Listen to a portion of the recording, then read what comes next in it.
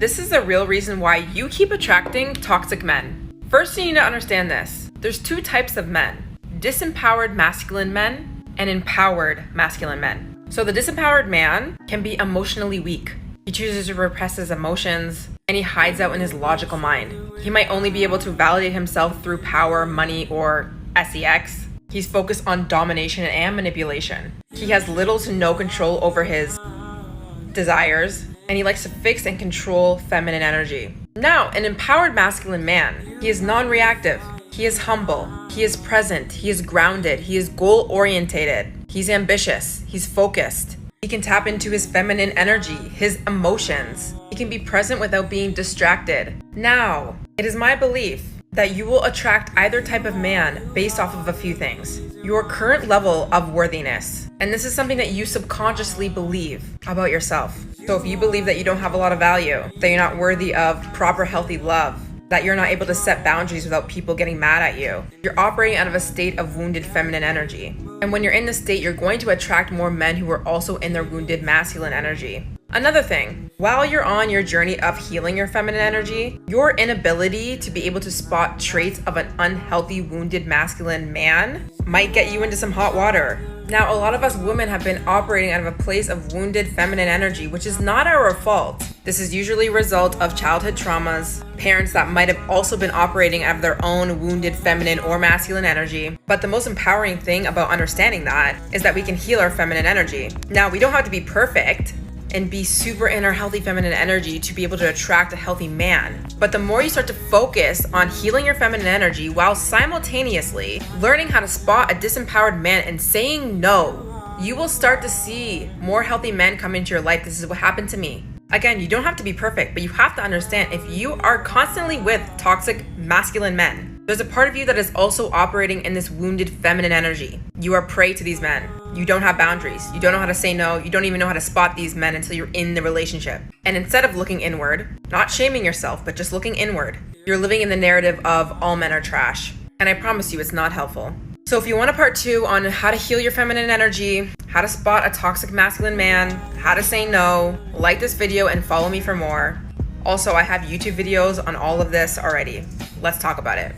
If you were ever attracted to a guy or dating a guy who is not treating you right and you know you're not going to be happy with him, but you're like, why do I still like him? I know he's trash. It's because you have some kind of underlying internal issues that you need to deal with, some kind of wounds you need to heal. And the reason I know that is because when you love yourself, you're not going to spend time with anybody who's not treating you right. You're not going to spend time with friends that are treating you like shit. And you're definitely not going to date somebody who's not treating you right. So I want you to ask yourself, why do you think that this is the only type of love you deserve? Because I think you deserve way more.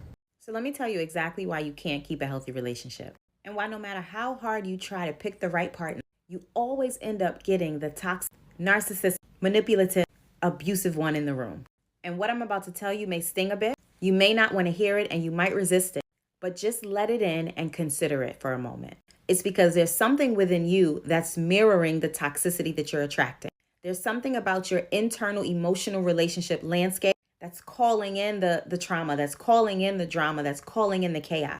And it's most likely connected to some level of unhealed, unresolved trauma that you are carrying. No one comes into your life that's not supposed to be there or that's not connected and aligned with who you are right now. And it doesn't mean that you're a bad person. It doesn't mean that you're a toxic person. But what it does mean is that there's some unresolved negative emotional things happening internally that you need to focus on and deal with. Because until you do that, none of your relationships will pan out the way that you want them to. And you'll never be able to have that healthy, happy relationship that you desire and you deserve. You talk too much. You tell that man way too much, way too soon. Ladies, a lot of you guys are literally giving men the playbook to playing you, to breaking your heart, to disappointing you. You don't understand how to keep your mouth quiet and listen and learn. I did a video where I was telling women that if you are the type of woman that needs to argue and compete with a man, then oftentimes you attract narcissists and man babies. And oh my God, all of the women high in their masculine energy proceeded to tell me how they wasn't going to let a man run over them and they were going to stand up for themselves and they were going to tell them their mind. But again, that causes you and drives you further in your masculine energy. And while you're sitting there arguing with that man, as he's getting a rise out of getting you upset, because the more he gets you upset, he is getting your energy. Energy isn't created or destroyed. It's only transferred. So now he triggers you. You get upset. You argue with him. He's thriving off of your energy. He's like, bingo, got her. One thing about narcissists is they love arguing.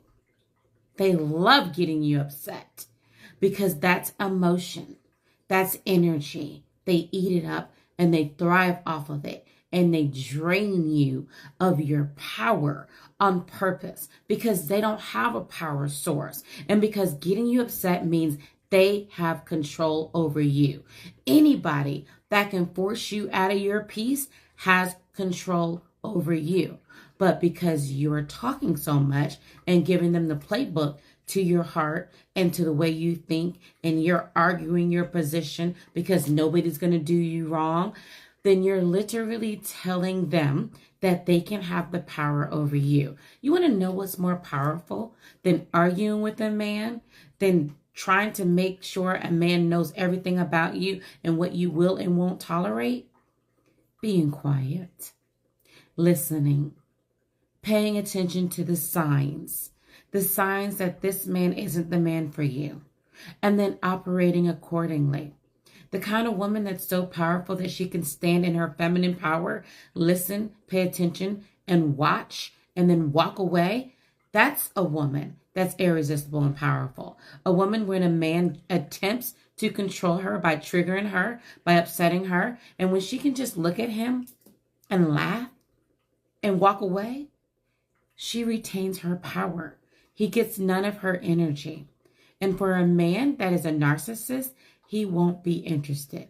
He will go to the woman who's so insecure, who has so many wounds that she needs to protect herself, prove herself, and defend herself. Don't be that girl. Know when to be quiet, know when to listen, and know when to walk away. I hope that helps. One of the questions I get a lot since I started talking about narcissistic individuals or narcissism is, what is it about me that attracts the narcissist? What is it about me that attracts narcissistic people to me? My friend was a narcissist. I've had multiple narcissistic partners. What is it about me? If we're being honest, I'm going to give you the real answer.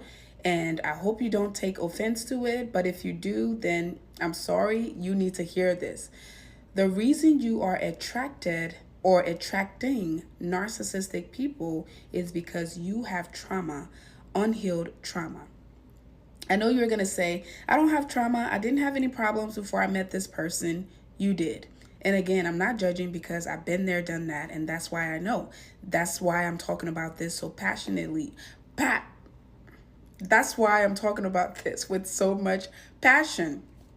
I've been there. I've learned my lesson. I have uncovered a lot of things about myself, all right?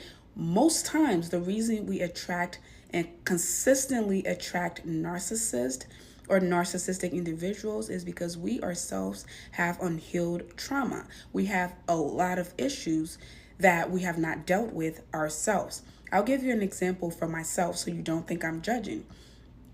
The reason I attracted a narcissist, especially at that specific time of my life, when I met the narcissist, I was at the top of my career. I was in my master's degree program trying to get my family nurse practitioner. I was making a lot of money. I had just started content creation and I blew up. I had just hit I think at that point it was 1.5 million subscribers. I was making a lot of money. I was at the peak of my career, social media wise. I had just started a hair care brand to grow natural hair. I was selling out left and right. I was in a good space. I was in a good space financially, mentally, publicly, whatever you want to say. I was I was living my dream at that time. I had just bought my house, my first home. I was living my dream. But I had issues, right? I had my own issues at that time. And my issues was I was going through a breakup with my partner at that time. We were together for a very, very long time, so we knew each other. My first serious like adult relationship, and we had a child together. So I was going through that, and it was new to me. It was new territory to me. And I had in my mind that with everything that I had that was so positive about me, all the good things about me, I completely forgot about them. My mind played tricks on me and made me forget about all the good things about me, all the qualities that I had, all the amazing things that I was blessed with. And my mind tricked me into only focusing on the negative. And the negative was that I was going to be a single mom and no one would want me, right? I was going to be a single mom of a certain age that at that age I should have been married by now.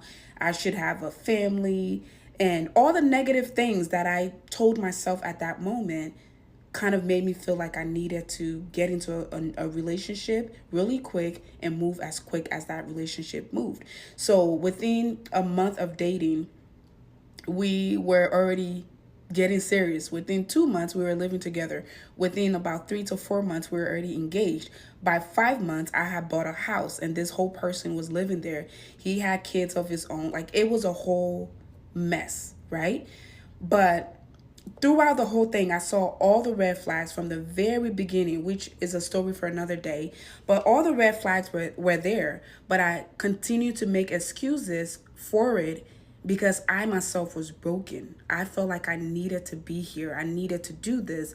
I felt like if I didn't do this, if I didn't make these stupid decisions, they're stupid now, but at that time I didn't know it was stupid. I thought I was making the right decisions. But all of that came from my brokenness. All of that came from me feeling like I needed to do that. I needed to have a partner right away so that I don't feel like a failure because one relationship was ending. I felt like I needed a fatherly figure for my daughter right away because I didn't want to be a single mom. I didn't want to be seen as a single mom. So all of those crazy things that I made myself believe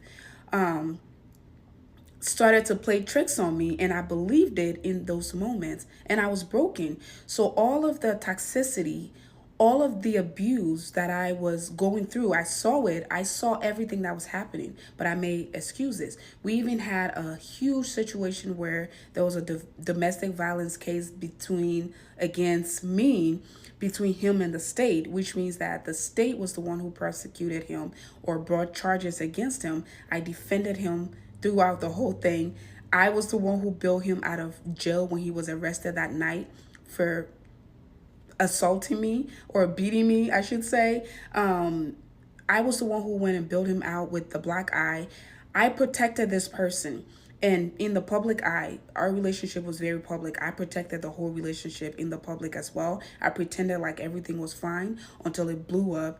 And until he started to bring it to the public, I was still quiet, didn't say anything. Because again, it all came from a broken place. It all came from a broken place. See, when the narcissist comes into our life, they're very smart people. I call them the smartest dumb people. They're very dumb, but they're very smart. So let's focus on the smart for now. They are very smart people in the sense that they know what they're looking for. They know who they're looking for. And usually they're looking for vulnerable people, people with low self-esteem, people who they know that they can test their boundaries and get away with. People who they know that they can use and abuse. People who they know that have a certain mindset. Those are the kind of people they're looking for. And this is why I tell you all that the narcissist does not like boundaries. So they don't mess around with people that have very, very high standards and very high boundaries. If they come around you and you say you have high standards, you say you have high boundaries, they're quick to realize that you're just talking. Right? Because the minute they do something wrong and you accept them, the minute they lie or cheat or abuse or steal, they do all of these bad things. The minute they do that and they come and apologize and you take them back, they already know you're just talking. You're just all talk and you're just all bark and no bite.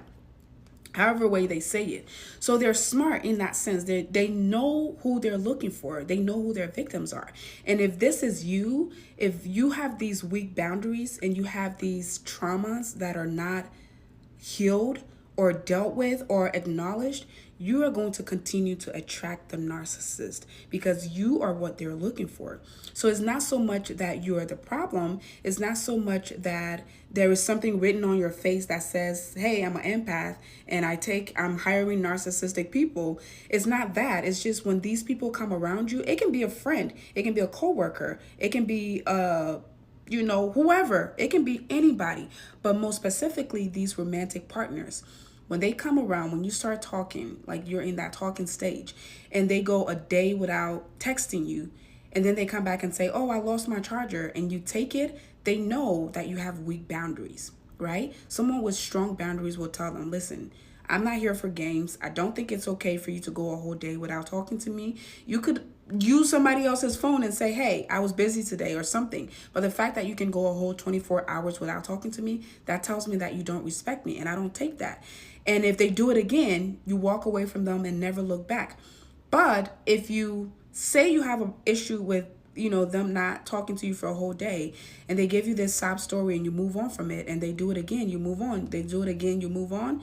They already know. And this is the reason why it seems like you are attracting the same kind of people over and over, because you haven't really dealt with the root of the problem, which is you and your trauma, your unhealed trauma. Again, I've been there, done that. I'm learning so much. I've learned so much.